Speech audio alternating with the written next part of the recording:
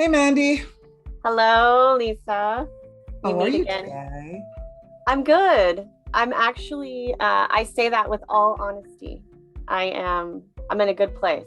You're in a good place. That's I am. awesome. Are you enjoying the rain we're getting here in Austin? No. No? How come? How come you're not enjoying the I rain? I love being outside and I Ah, love the sun. And I do appreciate some rainy days, yes. but not a lot. So yesterday being Sunday and it raining, well, that was a bummer for you? It was, but you know what we did? The sun broke through in the afternoon Yes. and we got outside as soon as possible and we went swimming and we just made the most of it. Even even if it was brief, it was still, and my daughter and I Yes. sat in the sun and played Uno and it was amazing. Oh, that's awesome. That's so we're on a different place on the spectrum with Hmm. enjoying or embracing the rain. So I was dancing a jig in my kitchen yesterday morning in the rain. I'm like, yeah, yeah, because you know me and my gardening, right? And so things are looking amazing and they look even more amazing when it rains. So I'm always excited about a little rain coming down and at the same time secretly praying, don't let it be too much because Oh then yeah. that's an overkill. So the rain's coming down and it's looking good outside. And then, as you said, the sun came out. So I could go up top and take care of my little babies, my squash and Your tomatoes babies. and all things veggie. Yeah. And they love the rain. Yeah. So what are we going to talk about today? We are going to, we hinted at this in our first episode. We talked a Yes. little bit about burnout, and I had a wonderful conversation with my cousin last night via text about how she is feeling now. She's a nurse in College Station, Texas. Actually, Mhm. she's in Bryan, which is near College Station. And she was saying how she has a team of over 100 nurses and they're in a tough spot right now Mhm. with burnout and with where they are now after the year they just had. Mhm. Mhm. So that's what I'm excited for us to talk about this. I'm also a little nervous because I mean, for both of us, it hits so close to home.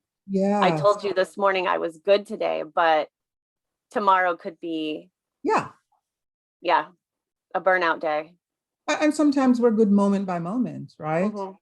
Hmm. Sometimes we're feeling good in the morning and we're on top of the world getting stuff done. And by the end of the day, it's like, leave me alone, whatever is going on. I'm tired, that sort of thing, So, and I'll share this for our audience because they're just getting to know us. And, my work is I spend my days with leaders and teams all over the world doing their work, trying to do their best as individuals and as teams to get their work done, to be productive, to be engaged, to be successful at what they do. And the whole burnout thing is coming up a lot. And what we're noticing, and I know you're seeing the same thing as well, is we're seeing a range of stuff. And sometimes we're even calling things burnout that might not be burnout, right? Because sometimes we're just overwhelmed and stressed. And that's what I was going to ask you.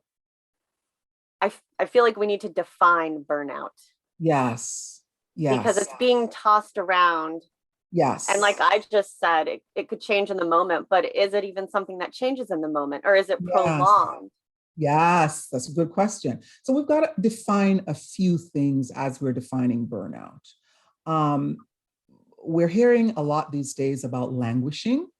And for some folks, it's a new term. It's like, what is this languishing thing about? But if you think of our well being on a spectrum going from deeply depressed, like, the person who's having a difficult time even getting out of bed, where they think of washing their face, and that's a painfully arduous process to get up and do. I remember years ago, this was probably about exactly 17 years ago, when I became depressed as a result of a surgery operation that I had, removal of ovary. And that plunged me into this hormonal disruption that put me in depression because it basically cut off my estrogen. And so I was in this deep, dark place where I was depressed. And so my doctor had to put me on antidepressants for a short period of time. And I was in therapy as well, just to help me get some good, the therapist, a psychologist in therapy, right? Because that's where you go to get support. And so that was depression. And through therapy and antidepressant, it got me through that short period of being in that place. And then I had to manage things over time. So you have that, you have deep depression and you have mild depression, bouts of just not feeling well, not engaged, you're just not enjoying life. And when that carries on for a long time, we consider that you're languishing. So again, we're starting over here with depression, deep depression, mild depression, the mild depression that's going on for a lengthy period of time, a feeling of blah, some people call it. You can't put your finger on it. You're lethargic. You might be cynical about stuff. You might be sharp-tempered and snapping at folks. But that's somewhere in the middle. And a lot of folks are there right now. At the end of that is flourishing on the other end of the spectrum, which is where we all want to be, right? That's not been easy for most of us during COVID. No. And it's funny because I recently went to my OB just for my, yearly checkup, and I had her do all of my blood work. Yeah. Because I said, I am exhausted. Yes. I wake up exhausted. Yes. So I was really hoping for some answers. Yes. But my blood work was fine. Your blood work was fine. Same here. I did the same thing in January. It was my time for my checkup. And I said, you know what? Let me give this machinery an overhaul and see what's going on. Yeah. And so what's happening, what scientists, psychologists are sharing with us is that during this whole period of COVID so far, we haven't had the opportunity to rely on some of the things that we would rely on to give us relief from anxiety and stress like we normally would. Long sessions at the gym, happy hours after work, go partying on the weekends, hang out on the beach with your girlfriends, bring all your neighbors over for a pool party and barbecue. Go to your place of worship and sing your heart out and have potlucks and gather. And those are all de-stressors that, believe it or not, we all need. And if we're not getting it, it's no wonder this middle piece between depression and flourishing, what we call languishing, we're noticing a lot of that. Yeah. So the question I was going to ask you, because I went through different periods during the past year, and I always want a reason, I want to take control of something. I want to figure it out. I want to solve it. So whose fault is languishing or burnout? So we're going to go the fault route now, huh? Well, I'm just wondering, is it on me? Am I doing it to myself? Because even before COVID, yes, I watched employees burn out at work and leave and go do something else. Yes. So, or they burn out and then they were unhappy. So was it COVID's fault? Was it my fault for how I managed COVID? It's a good questions. I asked those same questions of myself and of others as well. And, we can look at a lot of places where the impact of burnout is coming from. And one of the first places we look is your environment, the stress that you're experiencing, which is why I said, before we can even figure out how to manage this and what to do about it, let's define some of the, which is why I started with languishing, what languishing is all about. And then we have to define what stress is, and then define what burnout is, because that stress will help us understanding what stress is and how it's different from burnout will help us understand what's going on in our environment that's putting us at risk for languishing and for burnout. So the COVID magnified everything. There's always stuff in our environment and kind of inside of us too. Sometimes the way we think about stuff, process stuff, the stories we're telling ourselves, meaning how much we worry, that sort of thing predisposes us for depression, for languishing, for burnout, and all of that. So let's get back to, so what is stress? It's when we're over engaged. We have so much going on that we're drowning, right? I hear my leaders say this to me all the time. My gosh, I'm so overwhelmed. I feel as if I'm drowning, and still I've got to let my people and other stakeholders know that I'm okay. So it's like, the duck on the lake, and they're gracefully bopping along, Mm, but underwater, right? So that's what the stress can feel like, prolonged over time. That can lead to burnout, which, notice I said stress, you have a lot going on. When a person is mhm, burned out, they tend to be disengaged.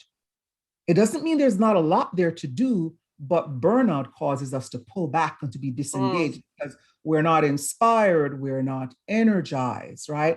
When we're under stress from an emotional perspective, also, we're reactive, we're overreactive, we get angry easily. Or when you're burnt out, you notice folks around you, emotions are blunted. You notice team members, for example, who they're not engaged like they used to.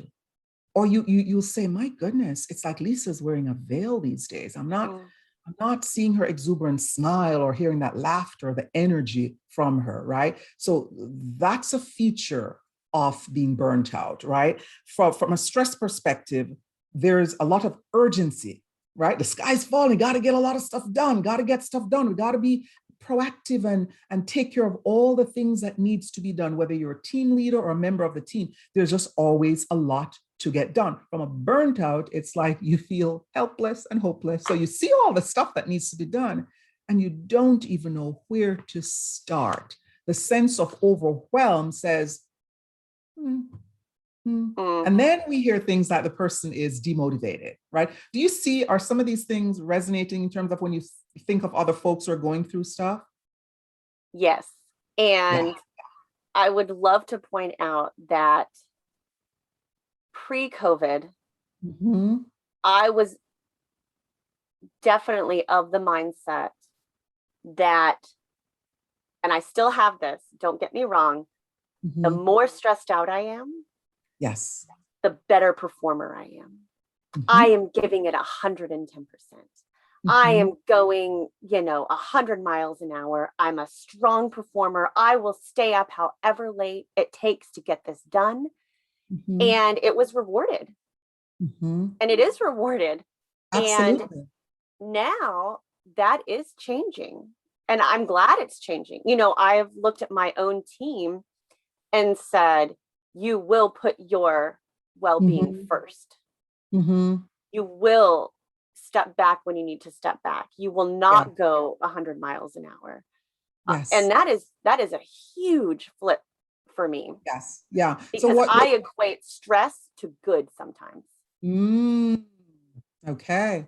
So what you've done is one of the things that, as a psychologist and a coach, I invite my leaders and my team members to think about is that what you've done there is that you have reframed your thinking about work, that being productive does not equate to being overly stressed and busy all the time. So that's one anecdote for whether we're languishing, we're stressed out, or we're burnt out, is that we've got to start thinking about ourselves and our environment and the people we work with in a different way.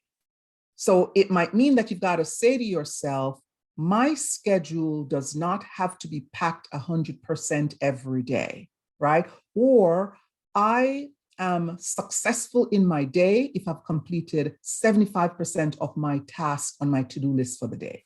Because after all, you've prioritized what needs to be done. So if you're taking care of 75% of what's on your list, and that includes most or all of your priority, then that's your measure of success, but you get to measure that in partnership with your manager or boss or someone like that, right? But that's what you just done there. You've reframed your thinking, which I always say we've got to start with a mindset.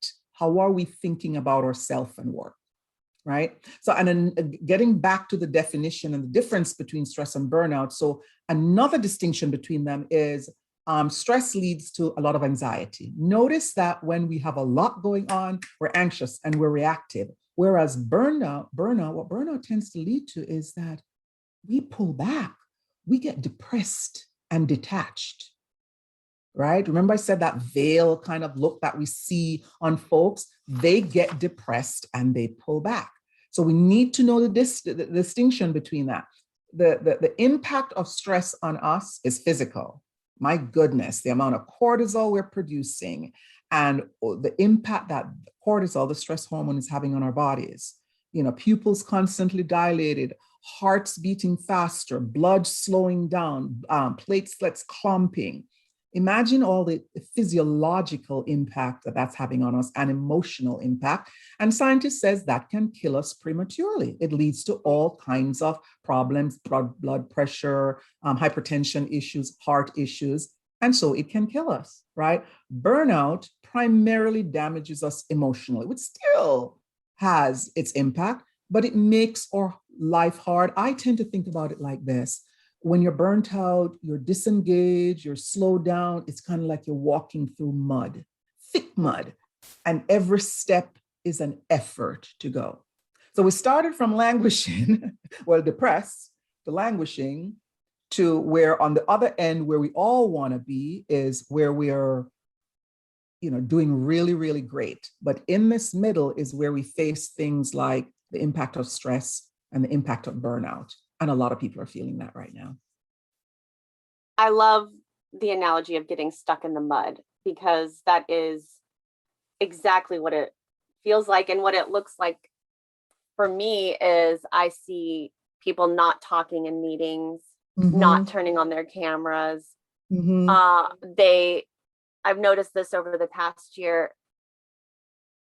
Anytime we're trying to get together and brainstorm or solve something, it's an immediate, oh, that's not going to work. Yes. Yes. No, we don't have enough for that. Oh, we don't have time. We can't do it. And then that leads, yeah. And then it's gone. And something else that it turned out for me is I was very angry. I was very angry that I felt like no one was noticing. Oh, wow. Or cared. Or cared, yes. It was get it done. Yes, we're all dealing with this, but suck it up and get it done. And that probably wasn't the intent, but I didn't feel cared for. And I just wanted someone to say, I'm so sorry you're going through this, but not just say it, but also implement some other tools for people. Because we all said it, right? Like we might have even written up a statement or sent out an email. And the same thing happened with a lot of diversity, equity, and inclusion this year. We all wrote up something, but I wanted to see some actions being taken. Yeah. What you were looking for, what you desperately needed, and what so many of us desperately need in moments like that is we need the action side of empathy, right? Where the empathy, we talk about empathy a lot in terms of taking the other person's perspective, understanding what they're going through, putting yourself in their shoes and say, yeah, Mandy, man, I feel for you. I hear you. I'm so sorry you're going through that. And that is helpful because what you said is that nobody was even noticing. So if somebody comes up to you and said, I noticed that, you're a bit withdrawn and seem a little disengaged. And they said that in a nice, really inviting way to you. And I'm so sorry you're going through this. That feels good. And yet you walk away wanting a bit more. You wanted a little bit more from empathy, which is the compassion part of it, which is the actions that we're now going to take to help reduce whatever is causing you this pain or add something to it to get you out of that place. Right? So what are my coworkers, my boss, my spouse, my family members, what are they doing to help alleviate the distress that I'm experiencing? So how did you get out of that? That's a great question. And that leads us to where I know we wanted to go with this, is we don't want to leave everyone listening stuck in the mud. So I have two things I did. And one of them I consider to be healthy. And I hope you tell me that it was a healthy way to do it. And then the other, I'm going to list off some things that I know were probably not healthy or productive at all. And you can, this is judgment free. So I can tell on your face if you're like, ooh, Mandy, that was the wrong move, but I understand. So I'll start with the things I did that probably didn't help, but felt like they did in the moment. And I even made a list of these to share. Okay. So what did you do? So alcohol, food, shopping. And I wrote these things. Those were probably the top 3 things I did, because I justified it by saying, I went through something really rough today. What's my reward? Yeah. And I also went to things I could control. So I know those were things that I did thinking they would solve the problem for me, or I considered them rewards. So how did they do? I would say they only delayed the problem. How so? So even if I would have a margarita, or I would go on Nordstrom Rack online and buy something, or get stressed out and order Torchy's. Torchy's is a place here in Austin that has the best queso and tacos. Yes. It, the burnout was still there afterwards. And it was a reset, but I when it ran its course, it wasn't a true reset, I guess I should say. Yeah. That's the best way I could describe it. Yeah.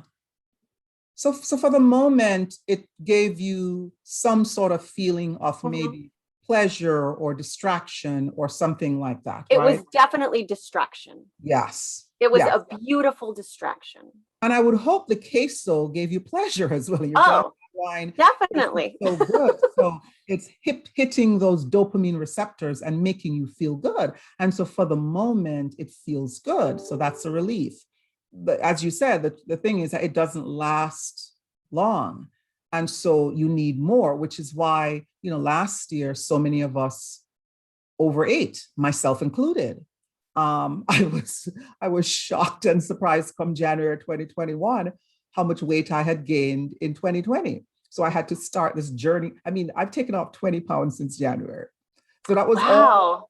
And it wasn't like, I didn't seem like I was that overweight or anything, but clothes were beginning to feel a bit snug, because girlfriend, I'm close to my kitchen and my pantry. Yeah. Right? And I was baking every Friday evening. That wasn't a normal thing for me, but you're home, you're stressed, you can't go anywhere. So bring on the bacon. So the scones and the muffins and the whatever, but they don't really take care of things long-term. So what are some of the things that we can do to help get us out of that place of languishing or feeling so overly stressed, or being in that place of burnout? So some of the remedies, they've got to be stuff that's going to change things for us long term. So one of them that you mentioned earlier, though, was the way you reframed or came up with a different way of thinking about your work environment. Remember what you said about that? I do. That I shifted my thinking of stress. Yeah. And it being, I formerly thought it was a very good thing and a very positive thing and proof that I was valuable. Right. And so once we make that reframe, then we follow up, because that's the thinking now, the mindset has shifted. And to put that into action, we then need to change some stuff around us. So that might mean you need to put some new boundaries in place about work time and how much you're doing. You may need to reset expectations from colleagues and coworkers, clients, customers, whatever. If folks expect that Mandy's always at it and she will respond to an email at 1:05 a.m., then you're like, no, I don't do that anymore. So you're putting those boundaries in place. You're shifting the expectation by reframing your thinking around work. And what that does is it quickly lets you see some of the things that you're in control of and some of the things that you're not in control of. And the truth is, you're more in control of your schedule and the expectations around you, so am I, than we really think, right? Now, if we love this notion of I've got to be busy all the time, then that leaves us open to what you were experiencing earlier. And I've fallen in that trap myself. So that's number one, reframing how we think about work and shifting our mindset. Another good strategy that'll help us with this is prioritizing like crazy. Even if the sky is falling, we don't have to catch everything that's falling from the sky, right? Everything that's falling from the sky. What was that look? What was that look? That's hard. What did that? I know. And so I say to my leaders, listen, you have to be open to radical prioritization, and you have got to coach your team members to adopt the same principle, radical prioritization. Figure out what's priority, when is it a priority, what kind of priority is it? Is it a health priority? Is it a financial priority? When COVID hit, that was a health priority. So companies had to quickly shift into gear to get their people set up at home to work from home. That was a health priority. Then the financial priority kicked in because it shifted so much for so many. And so you've got to figure out what is some of those financial stuff that we need to take care of ASAP and what can be pushed out further. So prioritizing becomes essential. That's the way to set you up to order things carefully, to reduce the sense of you're out of control and everything has to be done right now, right? And then, another one that has long-term benefits for whether it's burnout or languishing is reducing your exposure to stressors. What are some of the things that are really stressing us? So when we have, for example, a really rough day at work, and then we're so tired, we plop ourselves under the television and we're on TV, on the crazy news cycle and stuff is just, we're fried already from the day's work, right? And now we have our hand on the cortisol pump. It's just pumping. Every news bite that comes out, I'm going to give myself a good shot of cortisol, right? That's, those are stressors in the environment that we can control, right? So think about, assess your environment, work, family, otherwise, what you can control. And then another one, last one I'll throw in is seek support. Seek support. I say this over and over to myself and to my clients, seek support. Whether it's your mentor, your coach, your boss, a friend who will listen and guide, a therapist, a family member, seek support so we can talk through and process. This is one of the most helpful ways. I've been coaching doctors on the front line through the pandemic, and sometimes they don't even need to hear from me. They just want to share their story, what they're going through, what the experience has been. And we'll talk, they will talk on the phone for half an hour. And then we're done. Oh, that felt good getting it off my chest. Just a relief from that. So seek support. What's coming? I see your mind like it's working. What are you thinking? Well, I told you I did have one healthy coping mechanism aside from the alcohol, shopping, and food. And I wrote down, and it's exactly that. It was processing. Ooh. And verbally processing. And I'll give you a little insight into my brain and how it works and what I do that I know I have to change. I typically don't want to process it verbally with my therapist, with my husband, until I have wrapped it up in a nice, pretty bow with all the lessons I learned and all the feelings I've identified. Yes. Yeah. And at that point, that ship has sailed. It's over. Yeah. I should have way sooner. You're the lady who cleans her house before the house cleaner comes. Exactly. But I learned this last time I had a really stressful, and I've suffered from anxiety and panic attacks since I was 18. And, you'd think after all this time, you'd have it nailed down on how to deal with it, but there's always new surprises. Oh, yeah. And so this last time I forced myself, and it was work, a lot of it was work induced. Mm-hmm. I forced myself to talk to my husband about it, Yeah. to my dear friend who lives in California about it, Mm-hmm. and my best friend here. And I literally forced myself to text. Yeah. And even though I didn't want to, because it was at the ugly point, Yeah. it was at the really ugly, I, I'm insecure. This doesn't feel right. I know I need to do something, but I hate my brain. It was that really ugly part. Mm-hmm. And I will say it it helped to just process it with somebody. Yes. Yeah. And it's the same brain that I hate my brain. That's the same brain that's helped you processing it. So you love your brain because your brain directed you to go talk to somebody, to put it out there, to get it outside of you and examine it. Right. Yeah. That really, and it's interesting.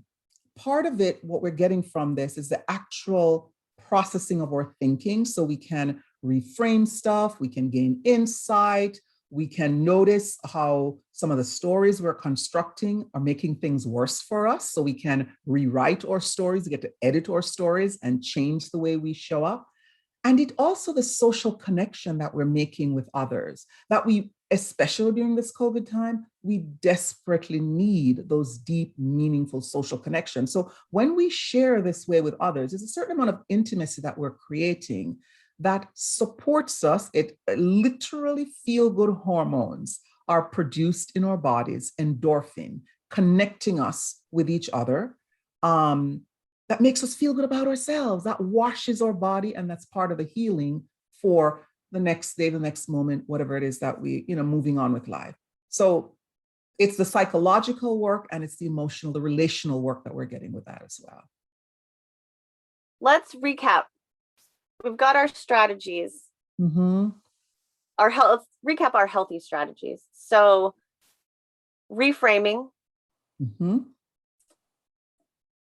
processing and seeking help, Yes. seeking guidance, seeking connection. Exactly. And I wrote this down because I love it. Third one, Uh-huh. radical prioritization. Yes. Wow. Yes, radical prioritization. So when I'm inviting a leader, for example, to improve delegation, that's one of the strategies we use, that you've got to look at the things that are on your list of things and prioritize radically. So what is it that's important for you to do and what's important for others to do? And you're carefully selecting those as well in terms of how you want to stretch the people around, how you want to stretch yourself and stretch folks around you in a healthy and productive way. And that one, I have to say, we said we were going to get uncomfortable. That one makes me uncomfortable because it means I'm going to have to let some things fall from the sky without picking them up. Yeah. So let's stick a pin in that. Okay. How about we stick a pin in that, and one of our conversations is around that. Okay. Right? Because I think we all struggle with that to varying degrees. Letting go, especially those of us who like to be in control of stuff and like things to go a certain way, right? It's a challenge for folks when we want things done, quote unquote, the right way, right? Quote unquote, my way. My way. There you go. And Yeah. then our last one was removing stressors. Yes. Yes. Which, You know what? I want to throw in an extra one. okay, I want do to it. throw in schedule time for rest and recovery. Mm. Schedule, like literally get it on your schedule. Schedule time for rest and recovery. So if you know that the week was really a blowout week, it was so intense, then maybe for the weekend, at least even one day out of that weekend, you're like, I'm not looking at any work stuff. Like this weekend, I'm like, I didn't even see your email. I did not. I wasn't checking anything at all this weekend. I wanted to disengage. And that's what I did. So schedule time for rest and recovery, because our bodies and our minds need that. I think that should be our call to action. I think I want to challenge everyone listening to schedule a time I want people to put it on their calendars, to schedule a time for rest and recovery. Yeah. And share with us later on, what's your rest and recover time look like? What are some of the things that you're doing to rest and recover? Because I'd like to know. I want to get a few more under my belt as well. Yeah. Wonderful. Yes. Well, I have my sufficient amount of endorphins for today. Me too. Me too. Well, every time we meet, it's a hit of endorphins for me. I Your know. smile makes me go. I told you I was having a headache this morning, and I'm like, I'm always so excited to talk with you that it's like, okay, Lisa, you got to get rid of the headache, let it go. And as soon as I came on, I'm like, huh, you know. So, thanks, Mandy. Thank you, Lisa. Until next time, you can find us on Apple Podcasts, Google Play, and Spotify, or wherever you listen to your podcast. Thank you so much for listening today. Bye, everybody. Talk to you next time.